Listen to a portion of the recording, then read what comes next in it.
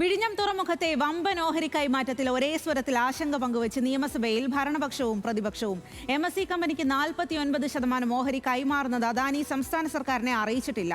ഒരൊറ്റ കമ്പനിയുടെ കുത്തക വിഴിഞ്ഞത്തുണ്ടാകുന്നത് കേരളത്തിന്റെ വികസന താൽപര്യങ്ങൾക്കെതിരാണെന്ന് പ്രതിപക്ഷ നേതാവ് പറഞ്ഞു. അനുമതിയില്ലാതെ ഓഹരി കൈമാറ്റം ചെയ്യാൻ കഴിയില്ല എന്നാണ് സർക്കാരിന്റെ നിലപാടെന്ന് മുഖ്യമന്ത്രി മറുപടി നൽകി. സംസ്ഥാനത്തിന്റെ താൽപര്യം ഉറപ്പാക്കിയേ വിഴിഞ്ഞത്ത് ഏതൊരു നീക്കവും ഉണ്ടാകുകയുള്ളൂ എന്ന് മുഖ്യമന്ത്രി നിയമസഭയിൽ ഉറപ്പു നൽകി.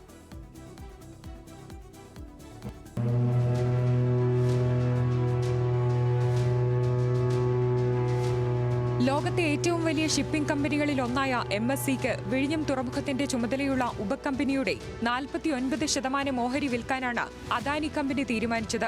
സ്റ്റോക്ക് എക്സ്ചേഞ്ച് ബോർഡ് ഓഫ് ഇന്ത്യക്ക് നൽകിയ റിപ്പോർട്ടിലാണ് 13,270 കോടി രൂപയുടെ ഓഹരി കൈമാറ്റം അദാനി വ്യക്തമാക്കിയത്.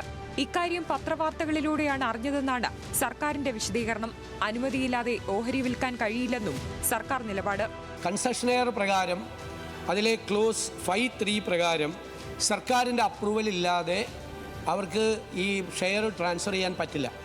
സർക്കാരിൻ്റെ അനുമതി വേണം, സംസ്ഥാന സർക്കാരിൻ്റെ അനുമതി വേണം, ചില കാര്യങ്ങളിൽ കേന്ദ്ര സർക്കാരിൻ്റെ കൂടി അനുമതി വേണം. അങ്ങനെ അനുമതി ആവശ്യപ്പെട്ടുകൊണ്ട് അവർ വന്നിട്ടില്ല.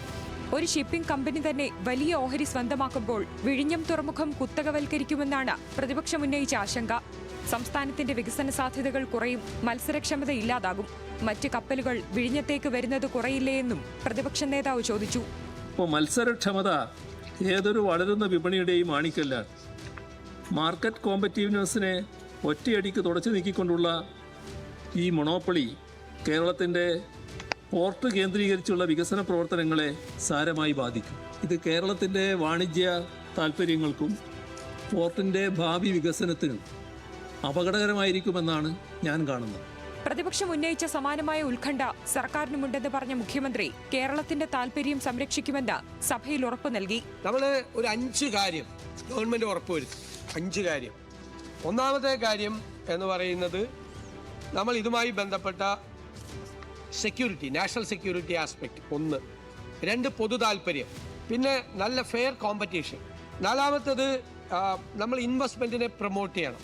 5ാമത്തത് നമ്മൾ ഈ വിഴിഞ്ഞം പോർട്ടിൻ്റെ ഒരു ദൂര കാഴ്ചയോട് കൂടിയ അതിൻ്റെ ഒരു വികസനത്തിൻ്റെ ആസ്പെക്ട് കൂടി. ഈ പ്രധാനപ്പെട്ട 5 കാര്യങ്ങളും പരിശോധിച്ച് മാത്രമേ ഇതിനുള്ള അംഗീകാരം ഈ സർക്കാർ കൊടുക്കൂ.